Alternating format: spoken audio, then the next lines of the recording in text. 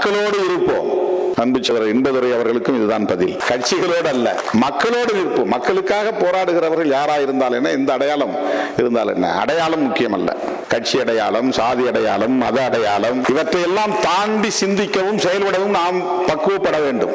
இது என்னுடைய வேண்டுகோள். இது யாரும் எந்த கட்சியிலும் இருக்கலாம், எதிர்கொள்கிற போது கைகுலுக்கிக் கொள்ளலாம், அது ஒன்றும் தவறில்லை. உங்கள் கொள்கை உங்களுக்கு, எனது கொள்கை எனக்கு, அது அரசியல் கொள்கை. தேர்தல் அரசியல் அது உத்தி, அது ஸ்ட்ராட்டஜி. இவற்றையெல்லாம் தாண்டி மனித உறவுகள் மேம்பட வேண்டும், ஹியூமன் ரிலேஷன்ஸ். இவற்றையெல்லாம் தாண்டி மக்களுக்கான போராட்டங்கள் வலுப்பெற வேண்டும்.